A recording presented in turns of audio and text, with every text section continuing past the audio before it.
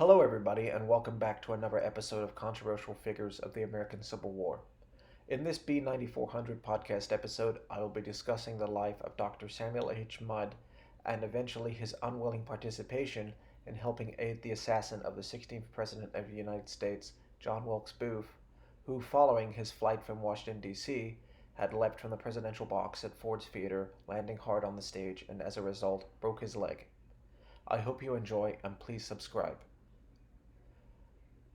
Samuel Alexander Mudd Sr., born December 20th, 1833, died January 10th, 1883, was an American physician who was imprisoned for conspiring with John Wilkes Booth concerning the assassination of the 16th President of the United States, Republican Abraham Lincoln. Mudd worked as a doctor and tobacco farmer in southern Maryland. The Civil War seriously damaged his business, especially when the state of Maryland abolished slavery in 1864. That year he first met Booth, who was planning to kidnap Lincoln, and Mudd was seen in company with three of the conspirators. However, his part of the plot, if any, remains unclear. Booth fatally shot Lincoln on April 14, 1865, but was injured during his escape from the scene. He subsequently rode with conspirator David Herold to Mudd's home in the early hours of April 15 for surgery on his fractured leg before he crossed into Virginia. Sometime that day, Mudd must have learned of the assassination but did not report Booth's visit to the authorities for another 24 hours. This fact appeared to link him to the crime, as did his various changes of story under interrogation. A military commission found Mudd guilty of aiding conspiring in a murder, and he was sentenced to life imprisonment. Escaping execution by a single vote, Mudd was pardoned by President Andrew Johnson and released from prison in 1869. Despite repeated attempts by family members and others to have it expunged, his conviction was never overturned. Early years. Born in Charles County, Maryland, Mudd was the fourth of 10 children of Henry Lowe and Sarah Ann Reeves Mudd. He grew up on Oak Hill, his father's tobacco plantation of several hundred acres, which was worked by 89 slaves and was located about 30 miles, 48 kilometers southeast of Washington, D.C. At age 15, after several years of home tutoring, Mudd went off to boarding school at St. John's Literary Institute, known as St. John's Catholic Prep School in Frederick, Maryland. 2 years later, he enrolled at Georgetown College in Washington, D.C. He then studied medicine at the University of Maryland, Baltimore, writing his thesis on dysentery. Upon graduation in 1856, Mudd returned to Charles County to practice medicine, marrying his childhood sweetheart, Sarah Frances (nee Frankie) Dyer Mudd 1 year later. The Dr. Mudd House, known as St. Catherine, is now preserved as a museum. As a wedding present, Mudd's father gave the couple 218 acres, one of his best farmland, and a new house named St. Catherine. Where the house was under construction, the Mudds lived with Frankie's bachelor brother, Jeremiah Dyer. Finally moving into their new home in 1859, they had 9 children in all, 4 before Mudd's arrest and 5 more after his release from prison. To supplement his income from his medical practice, Mudd became a small-scale tobacco grower, using 5 slaves according to the 1860 census.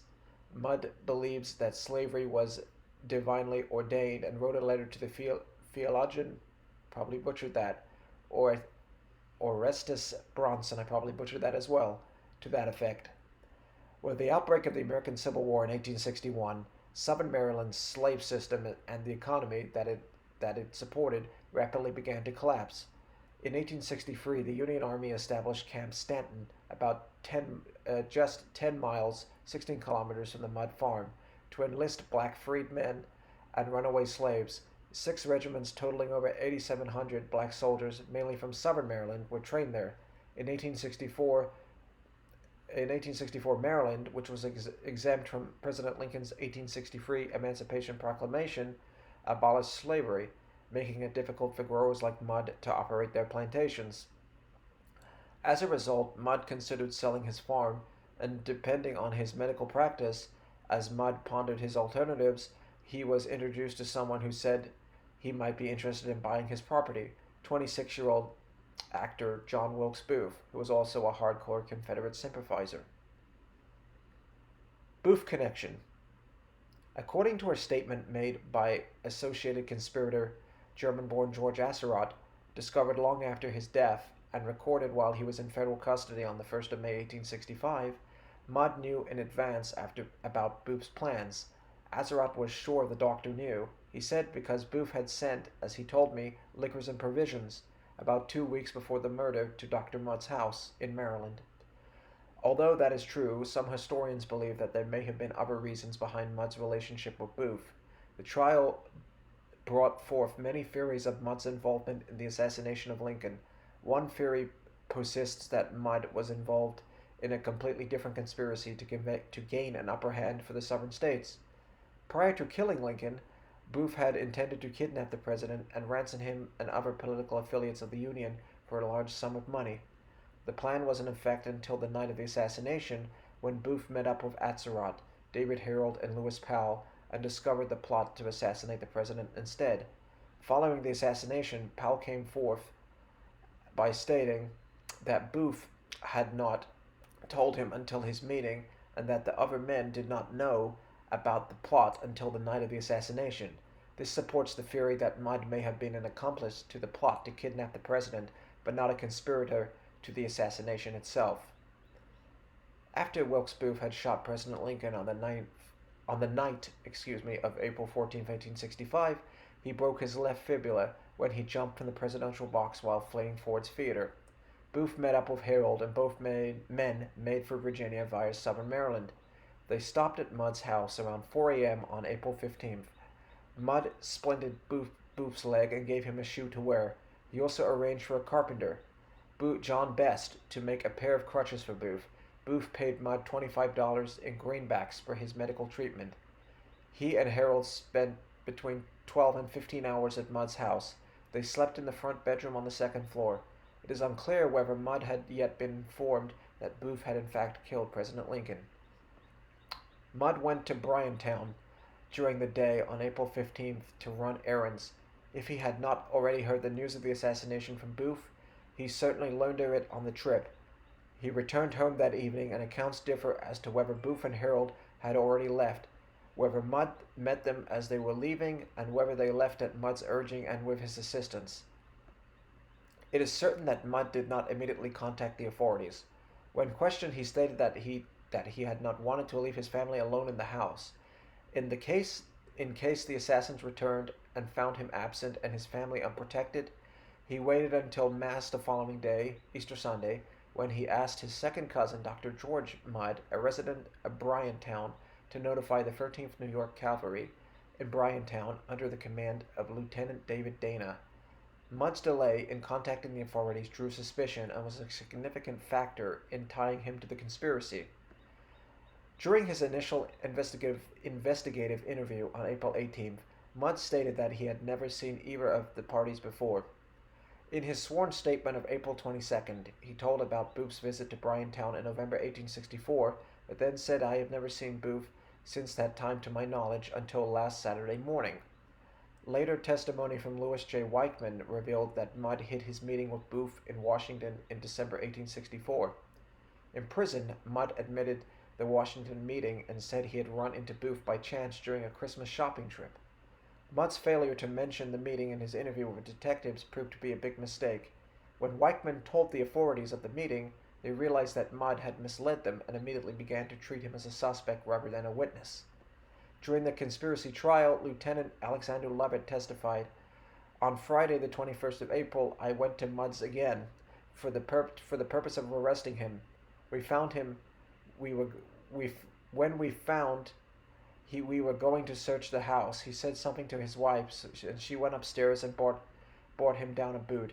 Mudd said he cut it off the man's leg. I turned down the top of the boot and saw the name J. Wilkes written in it." Trial. After Booth's death on the 26th of April, 1865, Dr. Mudd was arrested and charged with conspiracy to murder Lincoln. Representative Frederick Stone was the senior defense counsel for Mudd. On the 1st of May, President Johnson ordered the formation of a 9-man military commission to try the conspirators. Mudd was represented by General Thomas Ewing, Jr. The trial began on May 10th. Mary Surratt, Lewis Powell, George Atzerodt, David Herold, Samuel Mudd himself, Michael O'Loughlin, Edmund Spangler, and Samuel Arnold were all charged with conspiring to murder President Lincoln. The prosecution called all 366 witnesses. The defense sought to prove that Mudd was a loyal citizen, citing his self-description as a Union man and asserting that he was a deeply religious man, devoted to family, and a kind master to his slaves. The prosecution presented witnesses who testified that he had shot one of his slaves in the leg and threatened to send others to Richmond, Virginia, to assist in the construction of Confederate defenses. The prosecution also contended that he had been a member of the Confederate Communications Distribution Agency and had sheltered Confederate soldiers on his plantation. On June 29th, Mudd was found guilty with the others. The testimony of Louis J. Weichman was crucial in obtaining the convictions. According to historian Edward Steers, the testimony presented by former slaves was also crucial, but it faded from public memory. Mudd escaped execution by one vote and was sentenced to life imprisonment. Surratt, Powell, Atzerodt, and Harold were hanged at the Old Penitentiary located at the Washington Arsenal on the 7th of July, 1865. Imprisonment. Dr. Mudd himself, O'Loughlin, Arnold, and Spangler were imprisoned at Fort Jefferson in the Dry Tortugas, about 70 miles, 110 kilometers west of Key West, Florida. The fort housed Union Army deserters and held about 600 prisoners when Mudd and the others arrived. Prisoners lived on the second tier of the fort in an unfinished, open-air gun rooms called casemates. Mudd and his free companions lived in the casemate directly above the fort's main entrance called the Sallyport.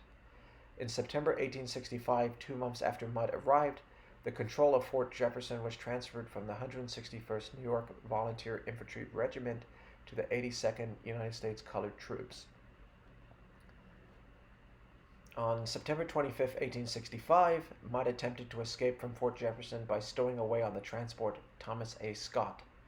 He was quickly discovered and placed along with Arnold, O'Loughlin, Spangler, and George St. Leger Grenfell in a large, empty, ground-level gun room that soldiers referred to as the dungeon. The men were let out of the dungeon every working day for 12 hours and were required to wear leg irons. However, following a December 22nd letter from his wife to President Johnson, the War Department ordered the discontinuance of the shackles and the move to better quarters, which was accomplished by January. After 3 months in the dungeon, Mudd and the others were returned to the general prison population. However, because of his attempted escape, Mudd lost his privilege of working in the prison hospital and was assigned to work in the prison carpentry shop with Spangler instead. There was an outbreak of yellow fever in the fall of 1867 at the fort. O'Loughlin eventually died of it on September 23rd. The prison doctor died, and Mudd agreed to take over the position. He was able to help stem the spread of the disease. The soldiers in the fort wrote a petition to Johnson in 1867, stating that the degree of Mudd's assistance. He inspired the hopeless with courage, and by his constant presence in the midst of danger and infection, many doubtless owe their lives to the care and treatment they received at his hands. Probably as a reward for his work in the yellow fever epidemic, Mudd was reassigned from the carpentry shop to a clerical job in the provost marshal's office, where he remained until his pardon. Later life. The influence of his defense attorney Thomas Ewing, Jr., who had connections in President Johnson's administration, was one reason why Mudd was pardoned by Johnson on 8 February 1869. He was released from prison on the 8th of March 1869 and returned to his home in Maryland on the 20th of March 1869. On the 2nd of March 1869, 3 weeks after he pardoned Mudd, Johnson also pardoned Spangler and Arnold. When Mudd returned home, well-wishing friends and strangers, as well as inquiring newspaper reporters, besieged him. Mudd was very reluctant to talk to the press because he felt it had misquoted him in the past. He gave one interview to the New York Herald after his release, but immediately regretted it and complained that the article had several factual errors and misrepresented his work during the yellow fever epidemic. On the whole, though, Mudd continued to enjoy the support of his friends and neighbors. He resumed his medical practice and slowly brought the family farm back to productivity. In 1873, Spangler traveled to the Mudd farm, where Mudd and his wife welcomed him. Spangler lived there with the Mudd family for about 18 months, earning, earning his keep by doing carpentry, gardening, and other farm chores until Spangler's death on February the 7th, 1875. Mudd always had an interest in politics. In prison, he learned about political happenings by reading the newspapers that were sent to him. After his release, he again became active in community affairs. In 1864, he was elected chief officer of the local farmers association, the Bryantown Grange. In 1876, he was elected vice president of the local Democratic Tilden Hendricks Presidential Election Committee. Tilden lost that year to Republican Rutherford, in a hotly disputed election. The next year, Mudd ran as a Democratic candidate for the Maryland House of Representatives, but was defeated by the popular Republican William Mitchell. Mudd's ninth child, Mary Eleanor, nicknamed Nettie Mudd, was born in 1878. In 1880, the Port Tobacco Times reported that Mudd's barn, which contained almost 8,000 pounds of tobacco, two horses, a wagon, and farm implements, was destroyed by fire. Death. Mudd was just 49 years old when he died of pneumonia on the 10th of January 1883 and was buried subsequently in the cemetery at St. Mary's Catholic Church in Bryantown, Maryland, the same church in which he once met John Wilkes Booth, the 16th President of the United States, Republican Abraham Lincoln's assassin. That just about concludes this episode of yet another B9400 podcast. I hope you enjoy, and please make sure to subscribe. I'm signing off.